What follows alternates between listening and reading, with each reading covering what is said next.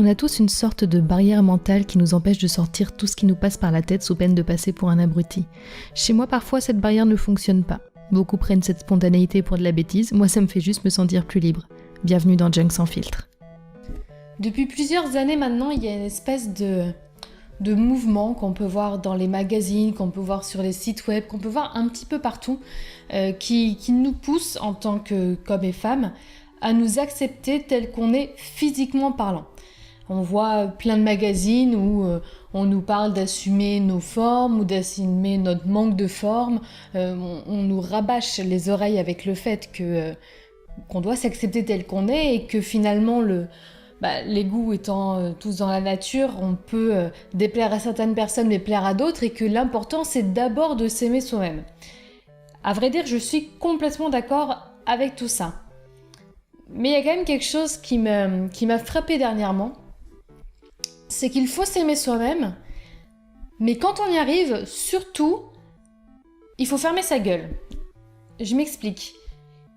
Imaginez que vous voyez une fille qui est jolie, qui a une belle peau, des beaux cheveux, des traits fins, qui physiquement au niveau du corps rentrent dans les canons de beauté actuels, et qui vous dit « Oui, je suis jolie, je suis bien faite, je le sais. » Je pense qu'il y a de grandes chances que la majorité d'entre nous la considère comme prétentieuse, en se disant qu'elle se la pète, etc. Vous trouvez pas ça un peu paradoxal ? C'est que d'un côté, on nous demande de nous accepter, de nous aimer nous-mêmes, mais à côté de ça, quand quelqu'un ose dire ce qu'il aime chez lui tout haut, on prend ça comme de la prétention et comme un manque d'humilité. Et encore, je trouve qu'il y a un peu une différence finalement selon la personne qui le dit.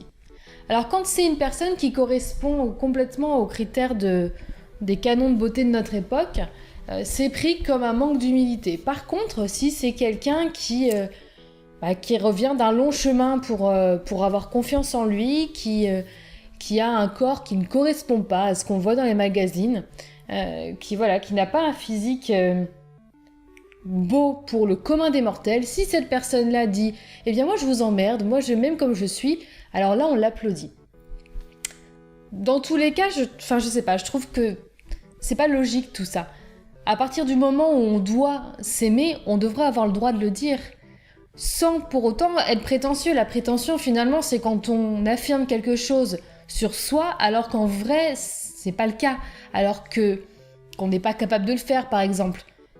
Alors que là, sur nos critères physiques et sur notre aspect physique, il n'y a de toute façon pas vraiment de vérité. On peut se trouver beau et les autres ne pas nous trouver beau. C'est complètement subjectif de toute façon.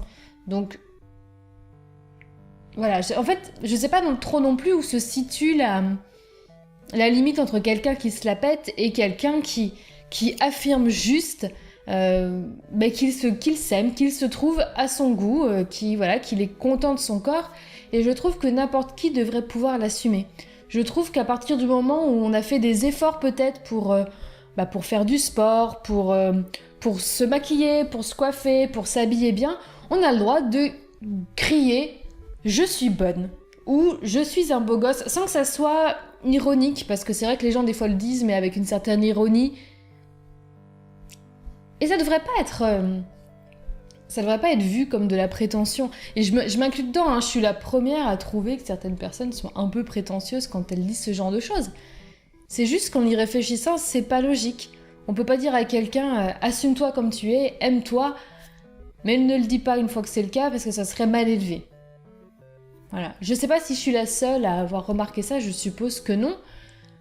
Mais je vous encourage vivement dans les commentaires, pour fêter ça, à me mettre ce que vous aimez chez vous. Quelle partie de votre corps vous trouvez particulièrement bonasse ? Est-ce que vous aimez vos yeux ? Est-ce que vous aimez vos cheveux ? Est-ce que vous avez des fesses qui vous plaisent ? Est-ce que vous vous trouvez globalement très beau ou très belle ? Dites-le. On n'en aura pas forcément la preuve, mais je pense que ça fait du bien.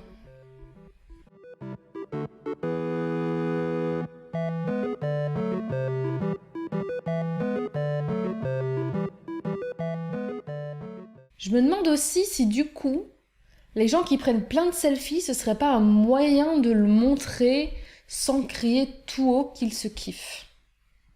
Mais comme je vois pas le problème avec les selfies,